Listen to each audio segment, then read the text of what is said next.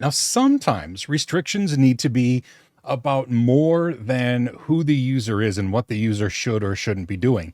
Sometimes it depends on where the user is or potentially what the user is on. Like, is the user on a phone or a computer, or what computer, where that computer is, that sort of a thing. And thankfully, Google does offer context aware access, which means that depending on where the user is or what the user is using, that can change how access to a particular Google application is given it. It's actually pretty cool. And we're going to cover a lot more of it once we get into like managing devices and stuff, like Chromebooks and Android tablets and all those sorts of things in later skills. But the whole idea of context aware access is pretty cool too. So let's check that out. Now, this one is in the security section. If you go to access and data control, down here, context aware access. So if we click on this, and then I'm going to pop over here. If it's off, you can turn it on. Ours is on for everyone. And the first thing we need to do, and this is a little bit weird how they go about it, but basically we need to create an access level, which basically means we set up a rule that we're going to then apply to an application. All right, so we'll create an access level and we'll say, let's say this access level is only in the US. All right. And I'm not going to put a description because it's pretty descriptive in the name right there. We're just going to be basic because we're just going to learn about what this is and what sort of things it can do. We don't need to build like big long queries, ifs, thens, but basically we can add a condition and we could have multiple conditions here. We're just going to start with one though, and I'll show you the different types of attributes. Oh shoot, I'm in the way again. There, that we can set. So the attributes can be an IP subnet. So basically, if you know the IP address of your company, you can limit it to only being accessible when you're in the company.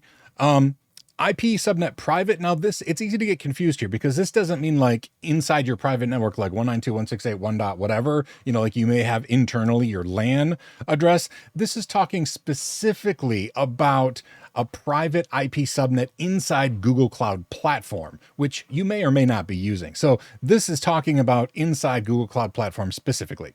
Location is cool. This is actually, so this is what we're going to use because we're talking about in the US only, but this uses the IP address that you're connecting from to determine your location, right? So location isn't really determined by like GPS or anything like that. It's determined by the IP address that you're connecting with. So, could a VPN get you around this? Yes. In this case, yes, it could.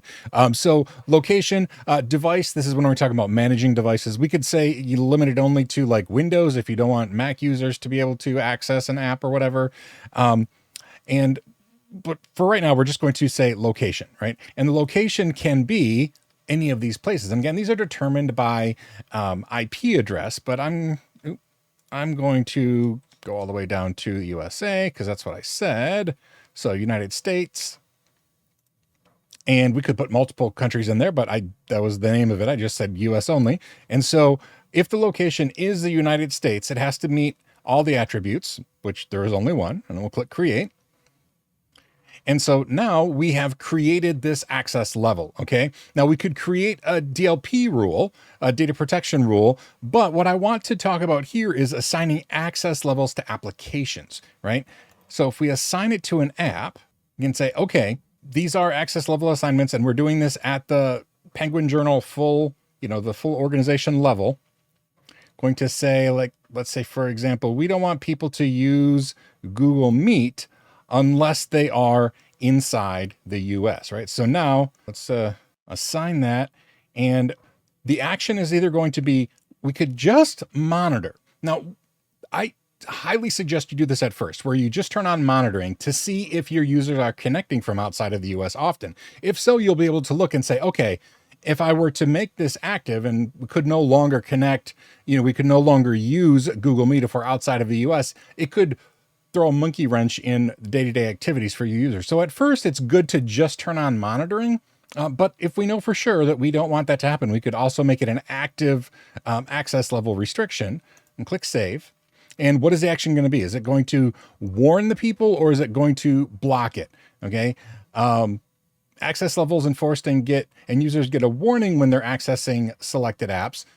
So this is like monitoring plus, right? Like there's a record of it, and also users are warned, hey, you're not supposed to do this.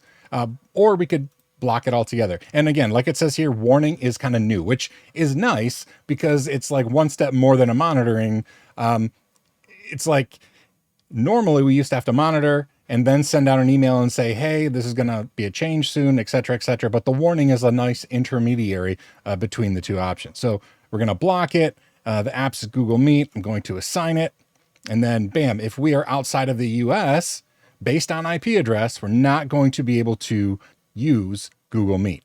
If I pop over here and we see our access levels, we have it set up here only in the US. We can view the details and we can see that user's location is in the US and the app assigned is Google Meet. All right. So this is just a way that we can do more than just what the user is allowed to do, but we can base it on criteria like their location or what operating system they're on, things like that. And just as a quick example, I have connected my VPN to Canada.